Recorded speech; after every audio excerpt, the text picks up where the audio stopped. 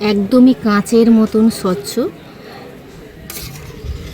আর কত সহজে বানালাম আপনারা দেখতেই পেলেন।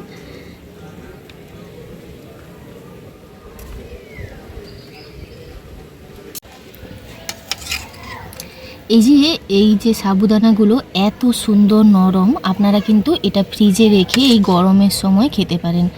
একদম যতটাই স্বাস্থ্যকর ততটাই কিন্তু তৃপ্তিদায়ক। আর এগুলো যে কত সুন্দর নরম, মুখে দেওয়ার সঙ্গে সঙ্গেই পুরো মিলিয়ে যাবে। নমস্কার বন্ধুরা, আমার চ্যানেলে আপনাদের সবাইকে স্বাগত। আজকে সাবুদানার অসাধারণ একটা ডেজার্টের রেসিপি আপনাদের সঙ্গে শেয়ার করব, যেটা এই গরমের সময় কিন্তু ঠান্ডা ঠান্ডা এক বাটি খেলেই মন প্রাণ জুড়িয়ে যাবে। তো চলুন দেখে নেওয়া যাক কীভাবে বানাচ্ছি। এখানে আমি সাবুদানাটা আপনাদেরকে একটু দেখিয়ে দিই। এখানে আমি সাবুদানাটা একদমই গায়ে গায়ে জল দিয়ে ভিজিয়ে রেখেছিলাম, যাতে সাবুদানার গায়ে কিন্তু জলটা শুকিয়ে যায়, অতিরিক্ত জল যাতে না থাকে। একটা ম্যাশার দিয়ে আমি এই সাবুদানাটা একদম ডোয়ে পরিণত করে নেব।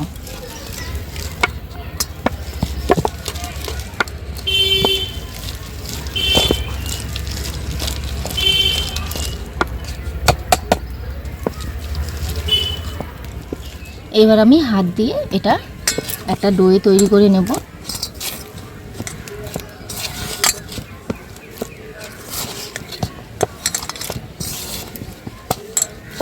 এক চুটকি লবণ দিয়ে দিচ্ছি। আমার কাছে বড় দানার সাবুদানাটা ছিল, তো আপনারা কিন্তু ছোট দানার সাবুটাও নিতে পারেন।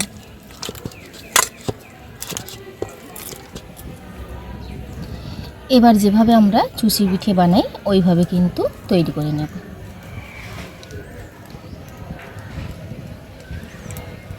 কেউ চাইলে একদম ছোট ছোটও বানাতে পারেন, এইভাবে।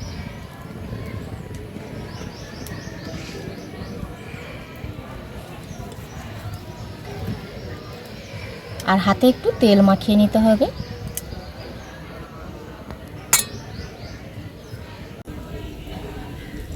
সাবুটা এইভাবে সবগুলো তৈরি করে নিয়েছি।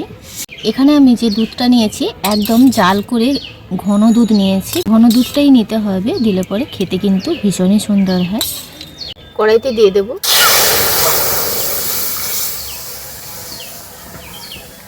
দুটো এলাচ দিয়ে দিচ্ছি, পরিমাণ মতন চিনি দিয়ে দিলাম।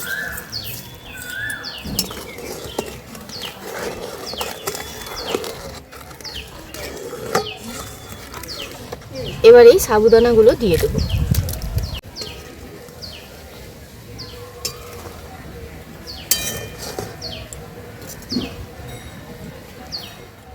দুধটা ঘন নেওয়ার কারণে কিন্তু খুব বেশি জাল দিতে লাগবে না। মোটামুটি 3 থেকে 4 মিনিট এইভাবে ফুটিয়ে নিয়েছি। এবার এটা নামিয়ে নেব। একদমই কাঁচের মতন স্বচ্ছ। আর কত সহজে বানালাম আপনারা দেখতেই পেলেন।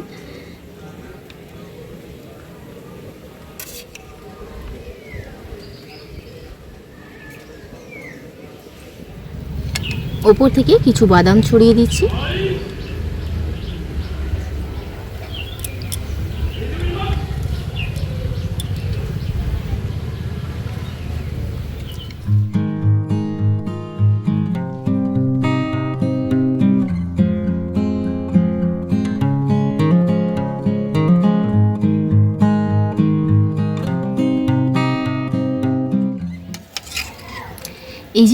এই যে সাবুদানাগুলো এত সুন্দর নরম, আপনারা কিন্তু এটা ফ্রিজে রেখে এই গরমের সময় খেতে পারেন।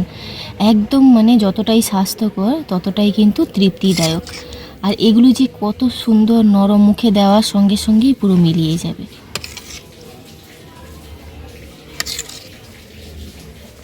আপনারা এটা সাবুর ডেজার্টও বলতে পারেন বা কাঁচের পায়েসও বলতে পারেন। অসম্ভব সুন্দর খেতে, অবশ্যই ট্রাই করে দেখবেন। গরমে কিন্তু অত্যন্তই তৃপ্তিদায়ক। ঠান্ডা ঠান্ডা এরকম সাবুর ডেজার্ট থাকলে আর কোনো কথাই হবে না। ভিডিওটি ভালো লাগলে লাইক, শেয়ার, কমেন্ট করতে ভুলবেন না। আপনারা সবাই ভালো থাকবেন, সুস্থ থাকবেন, সাবধানে থাকবেন। দেখা হচ্ছে পরবর্তী একটা নতুন পর্বে।